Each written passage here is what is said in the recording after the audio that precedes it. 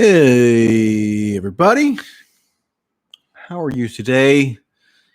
The sun is shining, the birds are chirping, and we all are preparing for the first debate tomorrow, which everybody can wring their hands about how tedious it will be to sit through, and yet we'll all end up watching anyway, so maybe the joke is ultimately on us. Now, I guess in partial anticipation of this debate, I was asked to write an article for Unheard related to one of the, you might say, caricatures going around right now, but one of the candidates, which is Biden. And this plays into the theme that I've discussed in past videos, in which I am incrementally discussing on Twitter and elsewhere, which is my general distaste and aversion toward the catastrophizing that ends up engulfing the entire political and media classes in the run-up to an election. Every election, especially this one, we're told is the most consequential in American history, blah, blah, blah, blah, blah. Everything is on the line. Civilization will collapse if my favored candidate doesn't win. Democracy as we know it will cease to exist, etc. And on one level, I'm averse to this mode of analysis because it's simply paranoid and wrong. It whips everybody up into a state of psychological unease that has all sorts of downstream negative consequences, for example, on your own individual psyche. I mean, if you do convince yourself that the outcome of the election is so significant that if your favorite candidate doesn't win, you might as well say sayonara to the country in which you live, or that your life will be so radically harmed that you won't know what to do with yourself. If it has these civilizational consequences, as we're so often told, then that has a deranging impact on your psyche, I would think. And we saw many vivid examples of that after the 2016 election, with often, obviously, liberals and Democrats and some leftists and people generally opposed to Trump losing their bearings. I mean, entering into this demented fantasy world where the personage of Trump was so viscerally appalling to them that they could barely even function just in terms of accurately processing the world around them. And what did that create? It created the resistance, created a media ecosystem that fed on and also engendered the preoccupations of this paranoid style that had become so prevalent. And what was the ultimate result? Well, you got Joe Biden back in the saddle. You got major corporations running these media organizations, reaping massive profits. You got a whole new deluge of charlatans taking prominent spots in the media world and in the political world. And you have a divisiveness fomented in the populace, which isn't even a productive divisiveness. Now, politics is always about division to some extent. There is a winner and there is a loser. Somebody's going to win the election. Somebody's going to lose it. And You have different factions competing for power. So I'm not necessarily pining for some bygone era where political differences didn't matter and we could all join hands and live in some kind of gloriously bipartisan utopia where everybody agrees on, I don't know, launching a war here and there and cutting entitlement spending. Like, that's not a desirable state of affairs just because it unifies members of the political elite. So I think we do have starker differences that are real in some sense that have made it such that the common compact that elite society enjoyed, and which is sort of embodied in events like the funeral of John McCain, where everybody sort of comes together and agrees that they're all on the same team, or other civic religion style events like the funeral of George H.W. Bush will be another example. That era, I think, is fading, and Trump, both his ascendance and his governance, has hastened the fading away of the era in which communal politics like that would be possible. So we are having, I think, more of a factionalization and almost a balkanization of American politics, and that has a wide variety of reasons for it.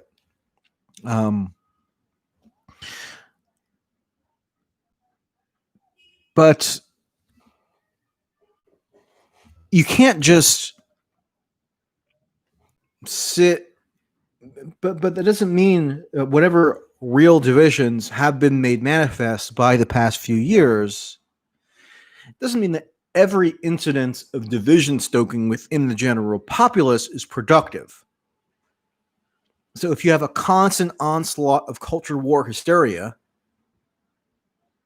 about flashpoints that really have no relation to the material conditions of the citizenry, have no bearing on matters of true consequence, such as war and peace or the concentration of economic or financial power, etc., all it really does is create a sense of interpersonal hatred and suspicion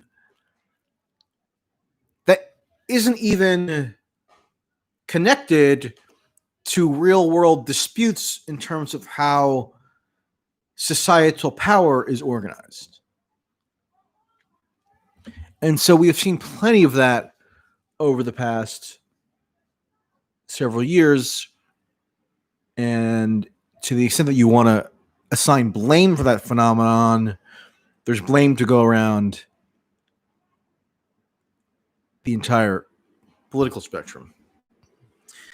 And one of the ways in which that divisiveness is fostered is by building up these phony images of the two main political candidates in the run-up to the election so that people get frightened and agitated and angry, and they're distracted from analyzing the true issues at stake in terms of what will be the likelihood of a certain set of outcomes if Joe Biden wins, and what will be the likelihood of a certain set of other outcomes if Trump wins. There are actual differences there that could be parsed out, but they get so virulently obscured by the catastrophizing impulse across the political spectrum that is rewarded, especially now, by the algorithmic overlords that dictate what you see online.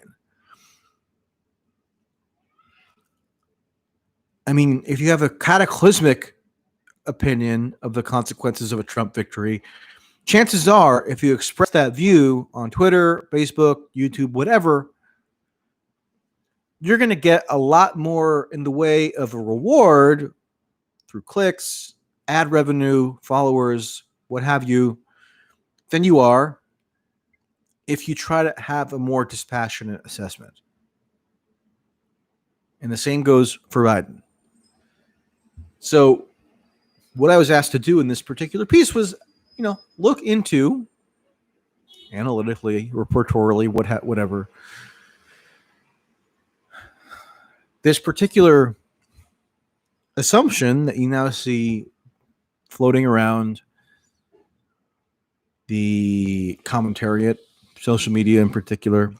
You'll probably see some of it mentioned in some fashion tomorrow by Trump, that Biden is just a vehicle for the radical left. He is ushered into power in January of next year. Should that happen, it will just be a warm body that the radical left will use as a figurehead to get their agenda through, whatever the agenda may be. So it'll be some horrifying combination of critical race theorists and anarchist street agitators getting together under the auspices of Biden to wreak havoc. And, that's an exciting tale to tell oneself that I could see generating some angst on the part of, I don't know, conservatives or whomever that need to be energized to some extent to vote against Biden for Trump, but it doesn't have a whole lot of relationship to reality. Sorry to say. That's not an endorsement of Biden per se, but it's a refutation of an incredibly incendiary and wrong-headed depiction of Biden that does nothing to shed actual light on what it is that a Biden victory would portend. And one way to think about it is, think about what the Democratic Party National Coalition is now. Now, we only have two major political parties, so the coalitions are necessarily going to be dispersed, diffuse, sprawling, and hard to definitively characterize in a few sentences. But we had a national election in 2018, and the Democrats won control of the U.S. House of Representatives because they made significant inroads with a particular demographic in a particular set of geographic locales. And that would be affluent suburban districts that ousted Republican incumbents and brought in a new crop of what you might call moderate Democrats who often had a prosecutorial background, who had a military background, who had a business background. So generally not the hardcore activists who play such an outsized role in social media discussion and in cable news chatter. The ones who have the leverage now within the party coalition are the types of candidates who won in 2018 and allowed Nancy Pelosi to gain a majority so that she could become Speaker of the House. So names like Alyssa Slotkin, a former intelligence officer who won in 2018 in Michigan, names like Abigail Spanberger in Virginia, similar background, similarly situated. I mean, these are people, women, and there are obviously men who fit a similar profile, but these are names. Dean Phillips in Minnesota. These are names that you probably have never heard of unless you are a truly obsessive consumer of political news, because they're not creating social media controversy all day, which then feeds into a cable news controversy and makes them household names. But they are the ones, so they're not a squad in the way that AOC and Ilhan Omar and Rashida Tlaib are. They don't have as visible of a presence in the conceptualizing of what the current state of American politics is or what the current state of the Democratic Party is. Because they kind of are a little bit more reserved. They're on the back burner. And yet they are the ones who, it's clear to me, wield the leverage, especially within the Democratic Party coalition, that is. And what is Joe Biden? He's not somebody who has much interest in disrupting, quote unquote, the consensus of where the Democratic Party is. He's just at the median of the party. He's a coalition manager. He doesn't have a set of beliefs that are very well defined in terms of what direction he wants to take the party in. The party will take him in whatever direction it wants to go in, collectively speaking. And now the promoters of the Joe Biden is just a Trojan horse for the radical left thesis will say that, well, the Democratic Party has become a radical party. Radical leftists are calling the shots within the Democratic Party, and they'll cite AOC and Ilhan Omar. You can find mailers now going out, being sent by state Republican parties to mailboxes, which have scary images of Omar, AOC, and Bernie looming over a confused and oblivious Joe Biden to suggest that they're just going to be the ones pulling his strings. Now, are they incorporated into the Democratic coalition? Sure, they are. They're not insignificant. They have some influence. But the fixation on an AOC or an Omar at the exclusion of paying any attention whatsoever to the other actors within the Democratic Party apparatus really skews, I think, your perception or your understanding of what the Democratic Party is now. The Democratic Party is a coalitional party that relies for national power on these, to an increasing extent, they rely on these affluent suburban voters who are trending more and more in the Democratic Party direction. Mostly highly educated voters. I mean, go and look at the polls now of suburban white college educated women, and the margin in Biden's favor now versus Trump is almost stunning. I mean, I think 30 points is the gap.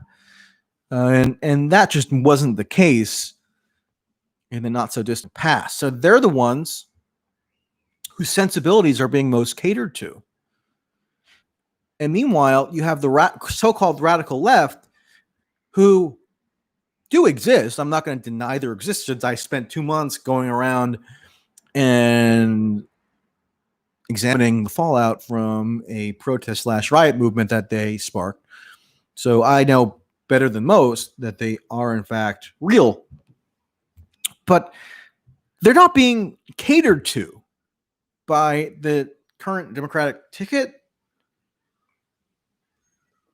They're not being embraced as a politically important element of the coalition. And to the extent that they are being courted to vote for Joe Biden, you have organizations coming out now, like this thing founded, I don't even know if you could call it really an organization, but it's a website with resources available on it called Not Him, Us, which is dedicated to convincing disaffected, ideologically left-wing former Bernie supporters and activists to vote for Biden as a repudiation of Biden, but as an affirmation of the thesis that achieving any kind of left-wing policy change that they seek requires as a necessary condition ousting Trump and getting Biden into office. And if you go and read their explanation for this thesis, they say it explicitly that they are not really in favor of Biden.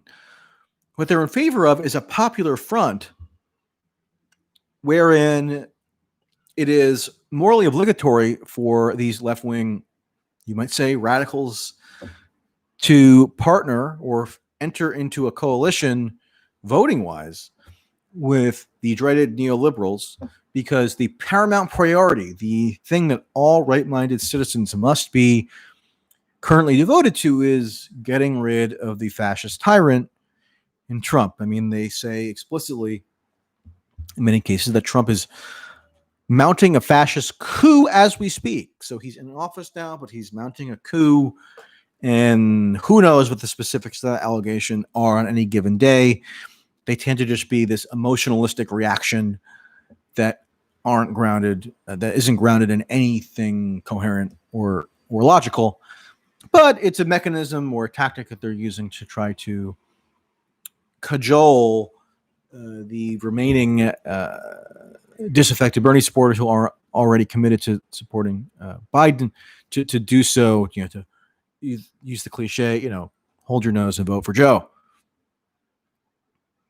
So there's a whole sort of argument already being leveled at the actual left-wing radicals for why they should vote for Biden, but it's not coming from the campaign.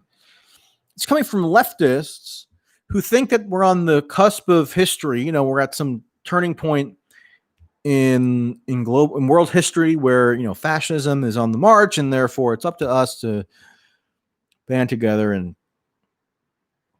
discard the fascist.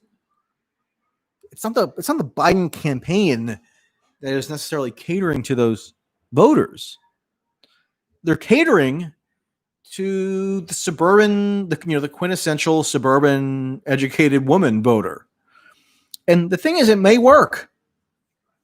And if it does work, if Joe Biden does win, based on the campaign tactic, or the campaign tack that he's been using since he started even in the primaries, then who's he going to be indebted to mostly in office? It's not going to be left-wing radicals. They're going to be a thorn in his side. He's going to want to have virtually nothing to do with them. It's going to be these voters who are more or less content with status quo, but they are not content with Trump. So they don't have a systemic critique. They have a very individually, narrowly tailored critique of Trump. And removing Trump is what their guiding priority is in life. And so the left-wing activist voter, to the extent that they exist, and it's a small number, but they're around, they've already been bludgeoned mostly into submission. They are not being courted as much as the Republican operatives might want you to believe through their mailers and through their digital ads and whatever. So that's just the true state of affairs in this campaign. I mean, look at what Joe Biden is doing in the past week. If he's courting an endorsement, it's of Cindy McCain, the widow of John McCain, who went on a PR blitz last week, did all these interviews, and said how comfortable she was with Joe Biden and she was going to be endorsing him from a totally non-ideological perspective. Similar thing happened yesterday. Dwayne "The Rock" Johnson. Remember him? If you smell what he's cooking, you can smell that he was reached out to. He had this little chat that was recorded with Biden and Kamala. And Dwayne "The Rock" Johnson ends up endorsing Biden. But not from any ideological standpoint. I mean, he didn't mention a single policy issue in his 7 or 8 minute video. It was all about vagaries having to do with respect, character, integrity, nothing And it was all an implicit critique of Trump for failing on those metrics, at least in his mind. And, more or less, maybe this is counterintuitive, but when candidates say that they're going to pursue some agenda in a presidential campaign, you can kind of count on them to pursue it if they have a mandate from the electorate. If they won on the basis of a campaign message, generally they tend to pursue it. That's not a hard and fast rule. I mean, and you can make an argument that Trump has not pursued what he claimed he'd pursue, but then you can also make an argument that he has, because he said just such an enormous volume of stuff in 2016 that you can kind of piece different elements of it together and say, oh, he's following through on this pledge or that pledge. And these has certain kind of thematic through lines in what he was saying in 2016 that he's in fits and starts attempted to enact. But you can also make a counter argument, so it's not that clear cut. But let me make a counter argument that I feel will come up, and I addressed in this Unheard piece, which of course is linked to in the description box, which is that, the Democratic Party coalition, namely the professional class, the media class, the movers and shakers, the people who have some social or professional investment in the party as such, in the activism groups, in the advocacy organizations, in the allied journalistic organs, have they moved to the left to some extent over the past, say, 10 or 15 years? Yeah, and I think that's been accelerated over these past 4 years. But where is the most pronounced shift? I wouldn't say it's necessarily in the direction of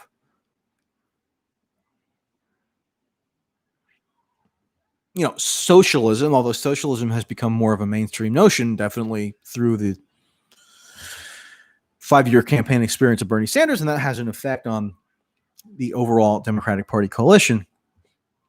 But where it's really the shift is most pronounced are on matters of identity, in terms of the rhetorical homages or overtures that people within the Democratic Party professional class are almost required to make in order to be of good standing within those circles.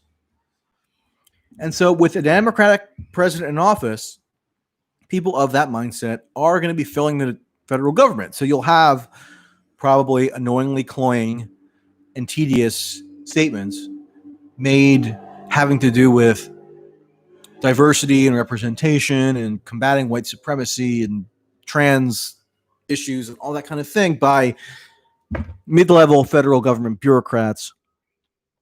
And it's easy to imagine some controversy in a Biden-Harris administration in, I don't know,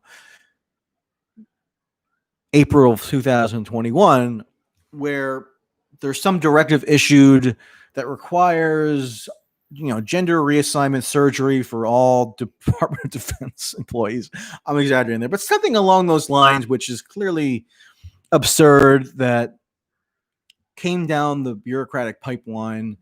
And will there be stuff like that happens?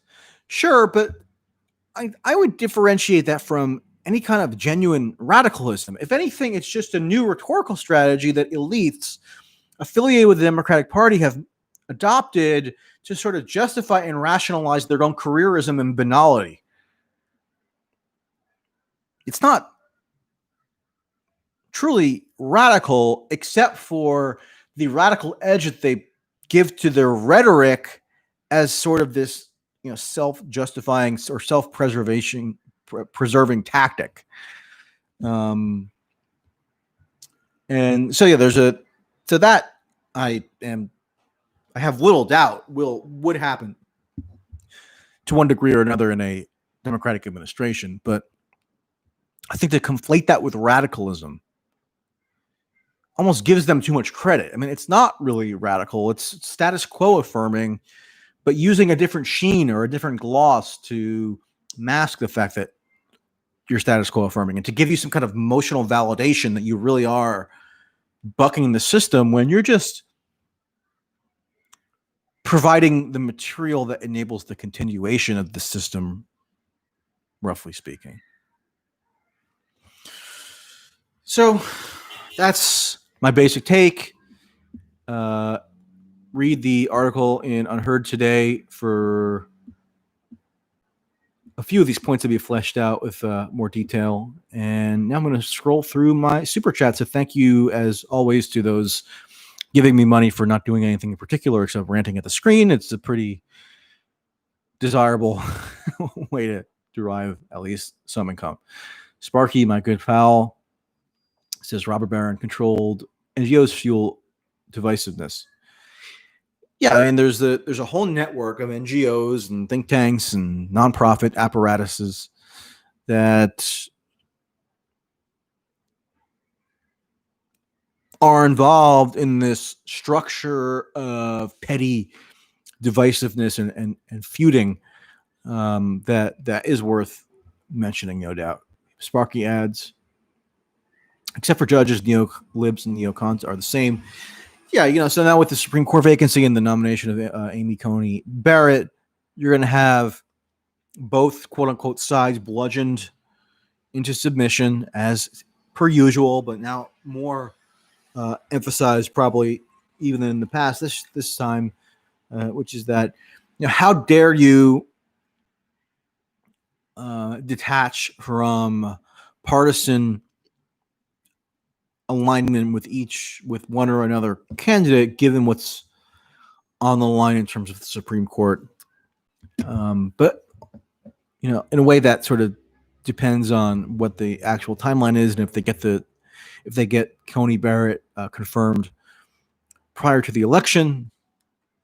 I mentioned this on Twitter yesterday, I think, but my speculative hypothesis, but a hypothesis that's at least informed by some real-world knowledge, is that if the Republicans in the Senate under Mitch McConnell do get Amy Coney Barrett confirmed before the election, and then Trump loses, let's say by, 4 or 5 points, but there are some potential irregularities or discrepancies in the vote count in one or another state, I think you'll find conservative elites probably less revved up to endorse a full-fledged, quote, civil war or any kind of major resistance to accepting the legitimacy of the outcome, because they'll have gotten three Supreme Court appointments out of Trump: Gorsuch, Kavanaugh, Barrett. Those three will stay on the court for, 40 years. They'll have changed the ideological composition of the court for many decades. And that is, in many ways, the highest aspiration of the conservative elites, particularly the conservative legal establishment, that have just used Trump as an instrument to get the judiciary reshaped in the image that they would like to see it reshaped in. And so, with that having been achieved through Trump, is it worth it then to, go all out in encouraging some kind of, insurrectionary uproar over, Pennsylvania having a few thousand votes that are called into question? I don't know. I think the drive to do that will be lessened by a successful appointment to the Supreme Court, but we shall see. STFU FFS makes a joke about corn pop. Thank you for that. Krillin876 says Biden being called a socialist is like Trump being called a racist in 2016. This is just a tactic to get them to denounce some of their electorate. There is a parallel there. And one of the parallels that occurs to me is that, this incredibly histrionic portrayal of Biden is reminiscent of the incredibly histrionic portrayal of Trump in 2016 in this respect, which is that you had Hillary Clinton, you had many others in the Democratic Party aligned media and activism and nonprofit world convinced, absolutely, utterly convinced, that the factions that held sway within the Republican Party coalition should Trump assume office would be literal Nazis, meaning Trump would govern in such a way that prioritized the interests of, I don't know, alt-right internet trolls, these extremists or whatever that had made themselves into a topic of discussion through online activism. And of course, that was preposterous. Trump hasn't governed in that way at all. And, you know, the pro-Israel lobbyists who are entirely satisfied with Trump, I think they'd be surprised to learn that was the way that the potential Trump presidency was characterized 4 years ago, if you went and reminded them of it. So there's a parallel there in that, you know, because actually identifying the factions which wield leverage in either party's coalition is not that exciting. There tends to be a lot of continuity over time. It's a lot more scintillating to elevate Antifa on the one hand, or, you know, the alt-right provocateurs on the other, because it further inflames the culture war and it makes the candidates seem extra scary.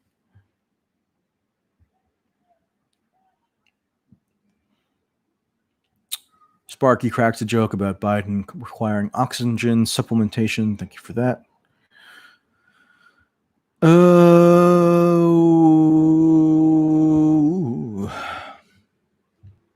Oraz says, I've had 2 people emailing me that Trump won the country. I mean, yeah. Why wouldn't you get those emails? That's almost the official line of the Democratic Party. It was said over and over again at the Democratic Convention that democracy itself is on the ballot.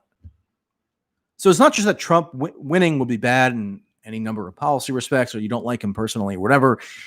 They're constantly pivoting to this existential, dire prophecy, almost it has a religious overtone to it, about the apocalyptic ramifications of a Trump victory. And it's, you know, right now it's not even interesting anymore because they did the same thing in 2016. And I'm sorry, but the country hasn't collapsed. Maybe you would prefer that, but just hasn't been the case. You know, we have a few new Supreme Court justices and you got corporate tax cuts. I mean, yeah, I think you'll get over it.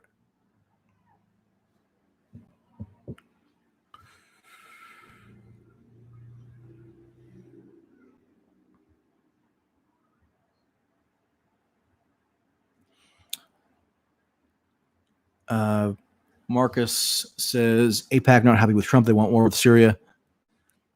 I don't know. I think they're happy with Trump, more or less. You got the Jerusalem embassy. You have escalating antagonism with Iran. I saw today that they're considering somehow more sanctions against Iran. I didn't think there was anything left to sanction in Iran, but apparently they're going to come up with something. So yeah, AIPAC is sitting pretty with Trump in office, but that's not to say that they'll be appalled by Trump, but by Biden in office. I mean, you have some differences, but for the most part, they will be catered to and appeased as usual. All right, everybody, thank you for tuning in. I guess I'll maybe give some thoughts tomorrow after the debate that, yes, you're going to be sitting through. I was sitting through it, and we will reconvene. Take care. Bye-bye.